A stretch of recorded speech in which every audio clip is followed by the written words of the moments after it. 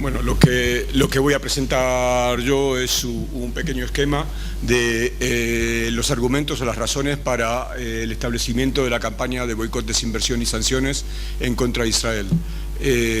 Para los que los que conocéis o los que habéis escuchado alguna vez quizás en los medios de comunicación, es una campaña conocida también por el acrónimo de BDS, que es por la que mucha gente la conoce y la cita. Las razones para esta campaña fue establecida hace ya 10 años, en el primer aniversario del dictamen del Tribunal Internacional de Justicia que declaraba ilegal el muro del apartheid, el muro de separación por el cual Israel se anexa una parte de Cisjordania y separa a palestinos de palestinos a lo largo de 800 kilómetros entre la Cisjordania, entre la Cisjordania y el antiguo, digamos, límite internacional reconocido para Israel hasta 1967. Quiero decir que el llamamiento en aquel entonces, hace 10 años, más de 200 organizaciones de la sociedad civil palestina hicieron un llamamiento al resto de la comunidad internacional de que se sumen a una campaña de boicot a Israel, a imagen y semejanza de la campaña que en los años 60-70 se llevó a cabo en contra del régimen de apartheid de Sudáfrica. No sé si aquí necesito yo explicar las razones, pero simplemente por dejarlo, si estáis interesados en más detalles, los podemos presentar en el debate, podemos profundizar en el debate, pero la idea fundamental es que el Estado de Israel es un Estado, el Estado sionista, es un Estado de origen colonial, que se establece que empieza a establecerse desde finales del siglo XIX y se consolida con el apoyo británico, el apoyo colonial británico en la primera mitad del siglo XX, y que ya desde mucho antes de 1948 se configuraba como una sociedad, como un asentamiento que tenía por primera característica al establecer la separación entre la población colona, la población de colonos y colonas que estaban llegando en aquel momento de Europa Oriental, y la población autóctona palestina, y que en una segunda fase, ya desde los años 20, desde el punto de vista estratégico, el sionismo vio que el establecimiento de un Estado en esa parte del mundo era solo posible a través de la expulsión de la población autóctona, es decir, de un proyecto de limpieza étnica que se lleva a cabo finalmente en la guerra de 1948. Es importante esta precisión histórica porque desde los años 20 los mismos documentos de la Organización Sionista Mundial o de las instituciones sionistas en Palestina ya establecían un plan director, podríamos llamar en los términos modernos, para que la colonización de Palestina se hiciera de forma tal que de crear continuidad entre los asentamientos judíos, englobando a la menor, extendiendo, o sea, ocupando la mayor cantidad posible de superficie de tierras, englobando la menor cantidad posible de población. Y ya desde entonces preveían que en algún momento habría lo que eufemísticamente, desde aquel entonces, en la jerga sionista se llama transferencia de poblaciones, usando como excusa experiencias o antecedentes históricos en otras partes del mundo, donde las guerras y ocupaciones dieron lugar a intercambios de población, pues eufemísticamente se habla de transferencia de población, que significa allí lisa y llanamente la limpieza étnica de la población palestina y la expulsión, como de hecho ocurrió en 1948, cuando el 70% de la población autóctona pasa a ser expulsada y refugiada hasta el día de la fecha, dispersa en el resto del Medio Oriente, bueno, en lugares como Gaza, por ejemplo, que no es más que un campamento de refugiados, un campamento gigante de refugiados que a lo largo de estos 70 años se ha asentado como ciudades o como centros urbanos, pero que en realidad de origen no tiene más que eso, que las tiendas de los refugiados expulsados del centro de Palestina hacia el sur. Desde ese entonces el Estado de Israel se configura como un Estado de apartheid a todos los efectos, perfectamente asimilable al de Sudáfrica. ¿Por qué? Porque dentro de un mismo sistema jurídico, la definición de apartheid en la legislación internacional está muy claramente tipificada como un sistema que funciona de forma regular a través de tanto de instituciones como de organismos parainstitucionales. ¿Para qué? Para establecer un doble sistema dentro de un Estado, donde una parte de la población disfruta de una legislación y de unos privilegios y otra parte de la población es discriminada. El Estado de Israel desde entonces hasta hoy lo hace.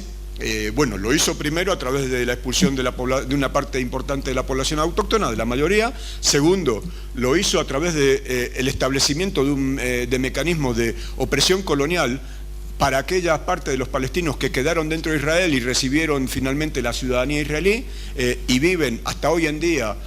con un sistema establecido sistemático de desigualdad, de discriminación, un sistema que en realidad es de control policial, como podría haber habido en Argelia durante la ocupación francesa, donde los pueblos, las ciudades palestinas dentro de Israel reciben, por ejemplo, un 30% menos de presupuesto que una ciudad equiparable de judíos. Los planes de desarrollo urbanístico son diferentes para las ciudades judías que para las ciudades árabes. Para las ciudades judías el objetivo es el desarrollo máximo, el establecimiento de los mejores servicios sociales, una educación de calidad. Para la población palestina es conservar lo que había, conservar el medio ambiente. Esto parece una burla, pero es muchas veces legitimado o justificado de esta forma,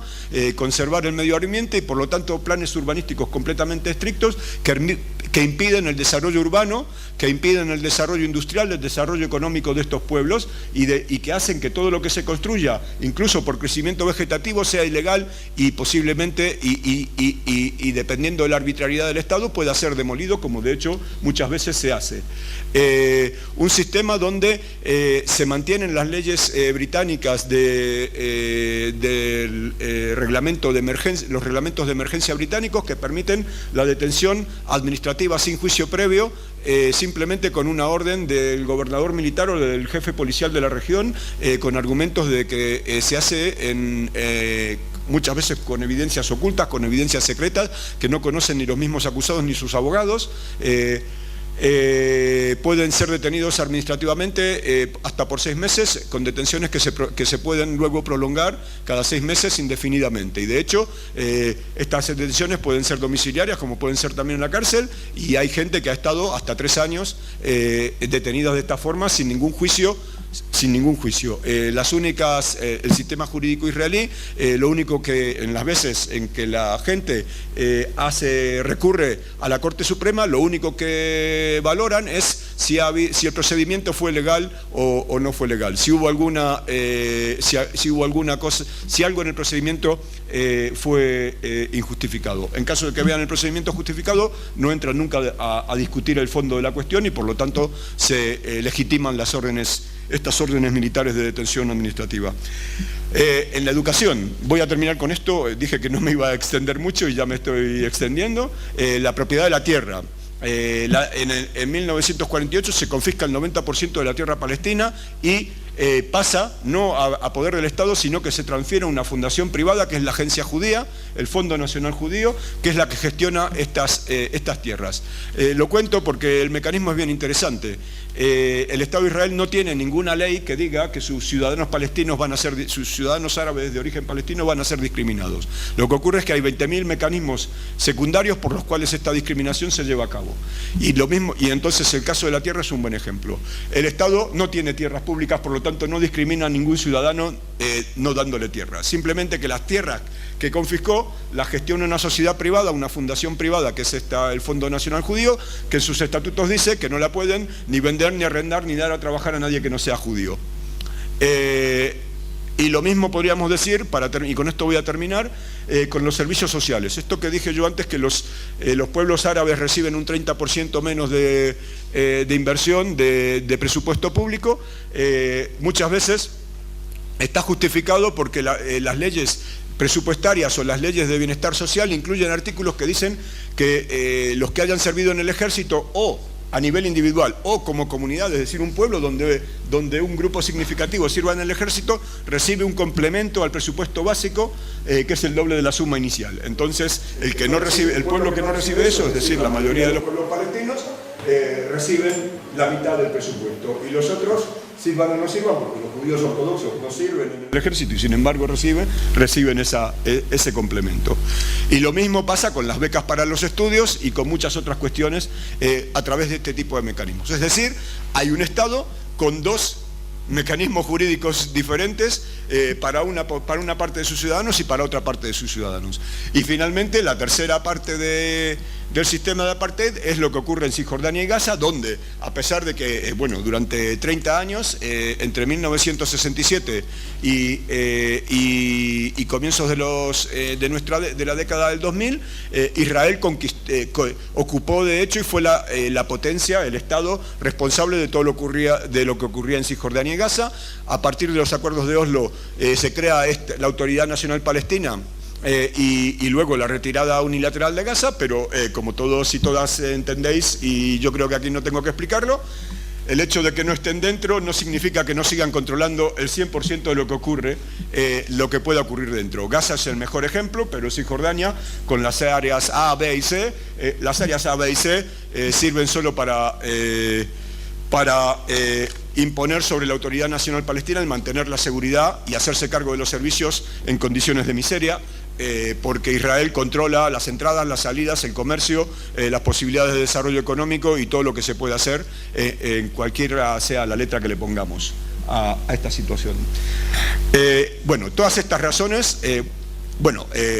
entonces, ¿qué es lo que ocurre? Si aceptamos, como lo hace la Corte Internacional de Justicia, por ejemplo, en aquel dictamen de 2004, ya lo decía allí, que Israel, a pesar de que no esté físicamente ahí, es el Estado responsable de la situación en Cisjordania. Entonces, lo que tenemos en el conjunto de Palestina es un Estado que funciona de manera diferente, funciona en beneficio de una parte de la población y funciona como un Estado de ocupación colonial para todo el resto de la población, que curiosamente es la población autóctona, la que tendría más derechos a disfrutar de la tierra y sus beneficios. Todo esto justifica una llamada al boicot, a la desinversión y las sanciones. Y por eso, en aquel entonces, el Comité Nacional que hizo el llamamiento al boicot, desinversión y sanciones de Israel, lo que hizo es decir que hacían este llamamiento, se establecía esta campaña hasta tanto se logren tres objetivos. Uno, por supuesto, acabar la ocupación y colonización de las tierras árabes y desmantelar el muro de separación, como ya mandaba la Corte Internacional de Justicia. Segundo, que se reconozcan los derechos fundamentales de los ciudadanos árabes palestinos de Israel a una igualdad plena, por lo que acabo de explicar. Y tercero, respetar, prometer y proteger los derechos de los refugiados palestinos a retornar a sus hogares y propiedades, tal como estipula la resolución 194 de las Naciones Unidas. Y para hacer eso, la campaña lo que hace es proponer, esta es una campaña que, en línea con lo que acaba de decir el señor embajador, es una campaña, ante todo una campaña no violenta, es una campaña de la sociedad civil que tiene por principal objetivo presionar al Estado de Israel desde el punto de vista institucional o presionar desde el punto de vista social al gobierno de Israel y a la sociedad israelí para que den término a esta situación de ilegalidad y al incumplimiento flagrante de las resoluciones de las Naciones Unidas. Y para hacerlo, lo que hace es diseñar una campaña que permite que todos y todas, que desde los ciudadanos de a pie, en cada lugar del mundo, puedan participar en la campaña a través de las acciones de boicot. Luego hay acciones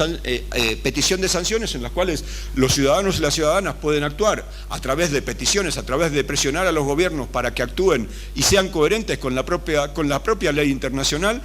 y la apliquen sancionando lo que dice la ley internacional, sancionando a los estados que violan el derecho internacional, como en este momento rápidamente están discutiendo qué hacer con Rusia por el avión abatido sobre Ucrania.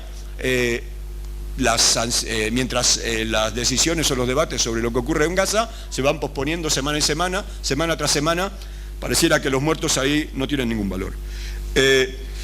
Entonces, está el boicot, que es algo que podemos hacer todos, está la desinversión, que es voy a entrar en el boicot más tarde y voy a explicar un poco qué es la desinversión y qué son las sanciones. La desinversión es un llamamiento a que las empresas de todo el mundo no inviertan en Israel, por el hecho de que toda inversión en Israel legitima y refuerza el sistema de colonización con el que funciona aquella sociedad. Y por lo tanto se llama a las empresas del resto de los países a no invertir allí, a no colaborar con la colonización. Por ejemplo, no colaborar directamente en la construcción del asentamiento, en la consolidación de la colonización, o no colaborar, como hacía la empresa G4S, dando servicios de seguridad al Estado de Israel, por ejemplo, en las cárceles. A que la empresa Armstrong o la empresa... ¿cómo es?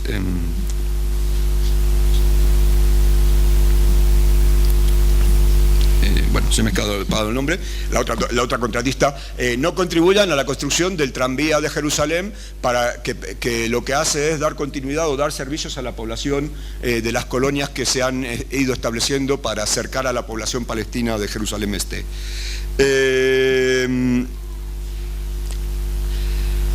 Impedir, entonces una parte es llamar a que las empresas no inviertan ahí. Segundo es llamar a que las empresas, a que los fondos de inversión que tienen muchos fondos de inversión del mundo tienen dinero, tienen inversiones en las bolsas israelíes por el valor de los fondos tecnológicos, de las acciones de las empresas tecnológicas que son parte importante de la infraestructura industrial israelí. Y esas empresas, como todas y todos suponéis, están directamente vinculadas al desarrollo de tecnología de seguridad, de defensa, en el fondo de ocupación y de opresión, no solamente en Palestina, porque uno de los servicios que más vende Israel es servicios de seguridad al resto del mundo. Entonces, el retirar las inversiones en estas empresas de seguridad es un golpe al aparato de producción de la defensa israelí, al aparato de colonización. Y finalmente es también impedir que empresas israelíes inviertan en otras partes. ¿Por qué? Porque todo lo que invierten redunda finalmente en el reforzamiento de la economía de la ocupación. Y las sanciones es lo que ya expliqué en parte, es llamar a las instituciones internacionales y a los gobiernos a que apliquen los artículos, apliquen las previsiones que los propios tratados internacionales prevén para el caso de la violación de derechos humanos. Voy a dar un ejemplo muy claro. Israel ha firmado en 1995 y luego se han renovado varias veces estatutos, acuerdos de asociación preferente con la Unión Europea. Estos acuerdos le permiten a Israel participar en el mercado europeo como un Estado europeo más, no solamente estar en Eurovisión, en la liga de fútbol, en la liga del baloncesto europeo, sino también vender sus productos sin aranceles, tener aranceles preferenciales para venderlos en Europa. Le permite participar en el espacio europeo de educación y de investigación, de educación superior y de investigación. Por ejemplo, participan en los planes marco de la Unión Europea de Investigación en igualdad de condiciones con el resto de los países europeos. Y disfrutan de recursos europeos porque reciben más de lo que dan, por supuesto, reciben más que España, para que os deis una idea, en el séptimo programa marco, en el programa que terminó el año pasado. Entonces hay un llamamiento, ¿para qué?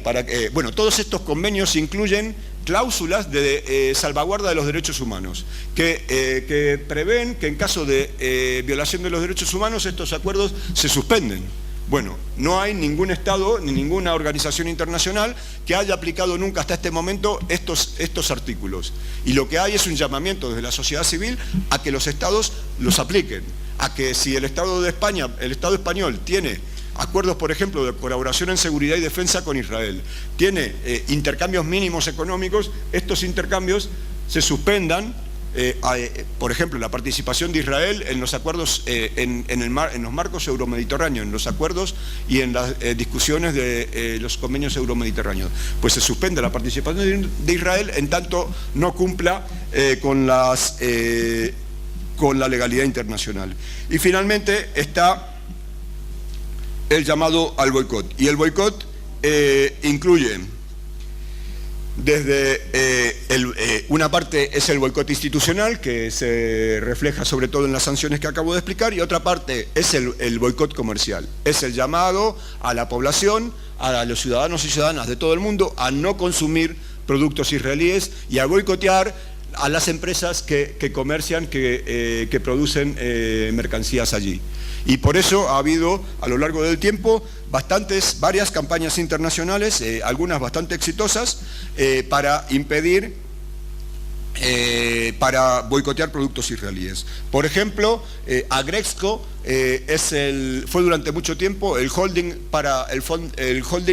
para la exportación de productos agrícolas israelíes al resto del mundo. Fue objeto de una dura campaña de boicot en el norte de Europa, no aquí, pero sí en el norte de Europa, no aquí porque aquí casi no vendían nada, pero en el norte de Europa sí, y han tenido que cerrarla y cambiarle, crear otro holding para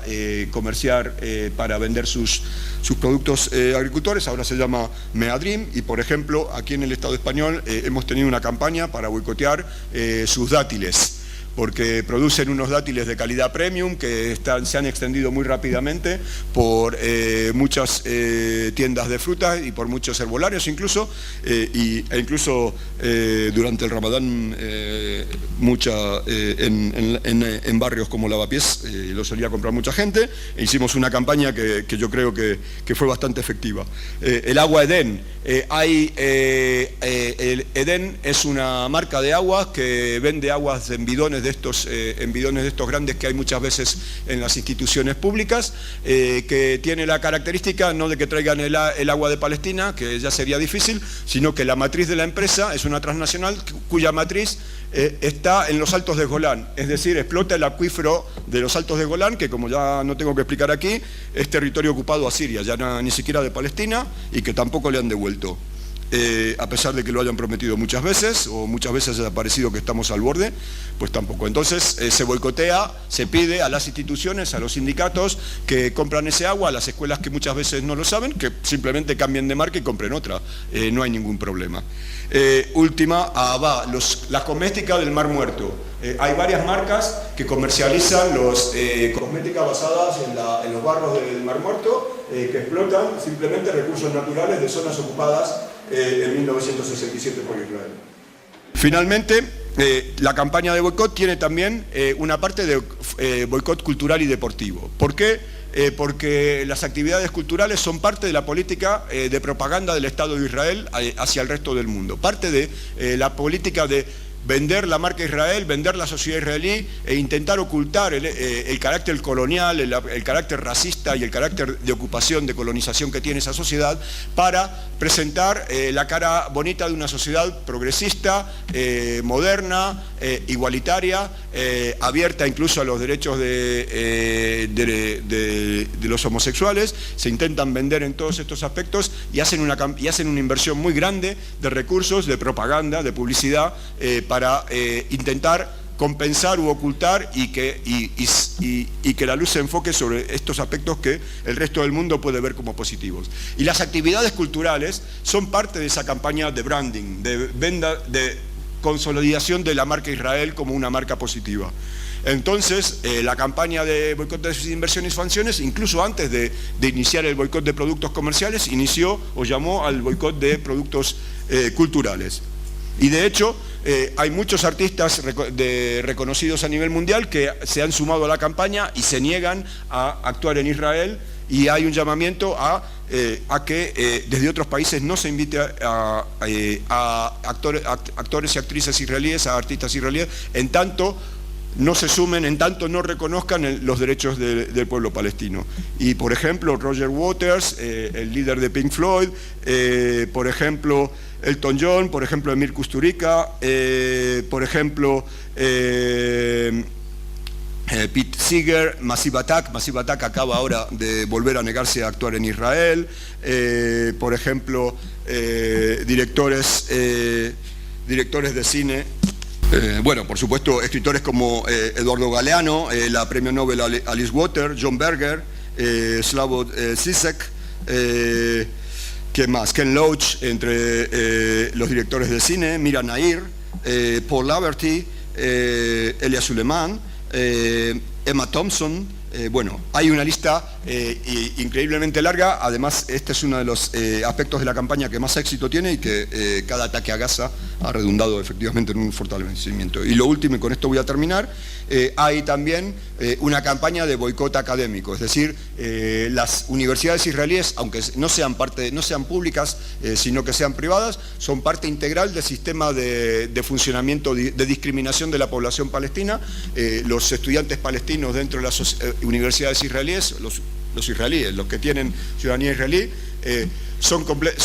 permanentemente discriminados y perseguidos dentro de las universidades. Las actividades de las asociaciones de estudiantes árabes palestinos son perseguidas y son muchas veces sancionadas incluso académicamente con suspensión o expulsión de estudiantes. No se les permite ningún festejo que reivindique la identidad nacional o su historia y muchas otras cuestiones que, bueno, hay también una política de discriminación positiva de los nuevos inmigrantes y de la población judía, por el cual se pueden recibir créditos por hacer cursos de perfeccionamiento militar y viceversa. Los oficiales se promueven en su carrera con créditos en másters, en posgrados, en cursos de posgrado en las universidades públicas, y finalmente en las universidades israelíes son parte integral del aparato de producción ideológica, de producción social, con el objetivo de la erradicación, de la eliminación simbólica del pueblo palestino, de intentar borrar de la faz de la ciencia la historia del pueblo palestino, los hallazgos arqueológicos, el hecho de que existiera un pueblo que viviera en Palestina antes de que llegara la colonización judía. Es decir, desde todo punto de vista, las universidades son parte integral del sistema de colonización, de este sistema de apartheid, y por lo tanto tienen que ser, bueno, lo último, a pesar de que son universidades muchas veces con un profesorado muy liberal, que hasta podría llamarse en algunas partes progresistas, y se preocupan por la libertad académica en muchas partes del mundo, y son muy activos en la defensa de las libertades académicas en otras partes del mundo, no han emitido en 70 años ni una sola declaración institucional en apoyo de que se coarten, o sea, en contra de que se coarten las libertades académicas de las instituciones académicas que tienen a 20 o a 30 kilómetros, en Ramallah, en Hebrón, en Nablus, en Gaza. Por lo tanto, muy poco pueden hablar de libertad académica si no son capaces de defenderla. Por eso también un llamamiento al boicot académico, ¿no? Bueno, yo creo que me dijeron que en 20 minutos lo haga. Lo voy a dejar aquí. Si tenéis más preguntas, luego las podemos debatir en el debate. Gracias.